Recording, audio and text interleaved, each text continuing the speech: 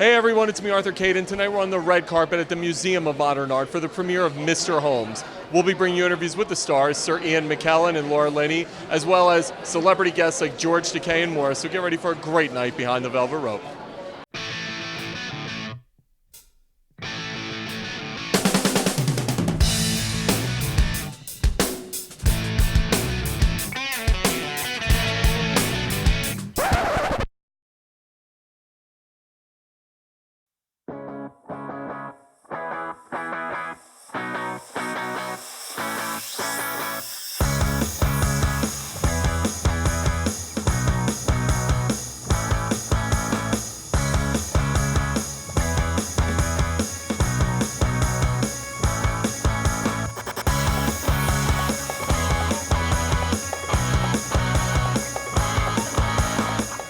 Hey everyone, it's me, Arthur Kade, someone I've been an enormous fan of, Sir Ian McKellen. Thank you. You bring Sherlock Holmes to life, unlike we've ever seen before.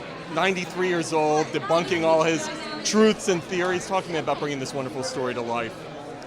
Well, the work had been done for me by the script, you know, and I couldn't resist it when I realized I was going to play two Sherlock Holmes. I mean, a relatively young one in his prime, and then relatively very old one in not quite his dotage, but his retirement.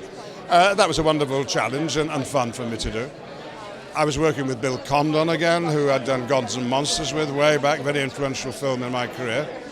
And then when I saw the cast he was putting together, including Laura Linney, it was irresistible.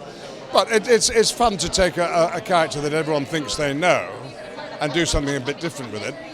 You try and do that when you play Hamlet, of course, or King Lear. You don't want to be just like everybody else. But I knew I wouldn't be in this case because the script wasn't like any other. So although I'm playing a part that's been played by hundreds of actors, literally, nobody got to play this Sherlock Holmes. And I'm certainly the oldest you'll ever see, I think.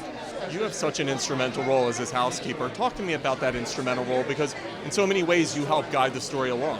Well, the story sort of splits with, it balances with his domestic life, of which I'm a big part. I'm his housekeeper. I have a 10-year-old son. I'm a war widow, and he becomes very close to my son, and my character has a little issue with that, just being the overprotective mom that I am. And then the other half of the story is Sherlock is haunted by a case that he can't quite solve in his own mind. So it goes back and forth between those two things. What a unique look at the life of Sherlock Holmes. We really get a look at him like we've never seen before, and you're very instrumental in helping his journey along. Yeah. Talk to me about working with Ian McKellen and putting this story together. Oh, it was like a dream for me. You know, we shot in London together, and luckily all of my scenes were with him, with Ian, with Mr. Holmes. So I was so interested in everything, and especially, you know, I invited him to Japan to find prickly ash, kind of herbs, but I had an ulterior motive, so it's a little tricky. But we kept the distance at the beginning, but little by little, closer to closer, and at the end, I can feel, you know, father-son feeling with Mr. Holmes. George, are you a fan of Sherlock Holmes? Please say yes. I'm an Anglophile. Now, can you be an Anglophile without loving Sherlock Holmes, the literature? No. Yes, we even went to, what do I want to say, Bleecker Street.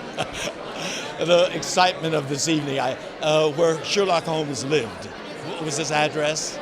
Oh my God. It's famous. We went there. The house isn't there. There's a contemporary office building, but there's a plaque that says, "Here lived Sherlock Holmes."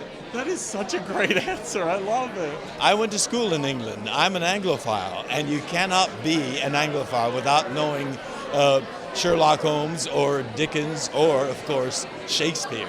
Please, Terence Winter, tell me you're a fan of Sherlock Holmes. I have been a fan of Sherlock Holmes since I'm a little kid, absolutely. Used to watch the Basil Rathbone movies on Channel 11 in New York.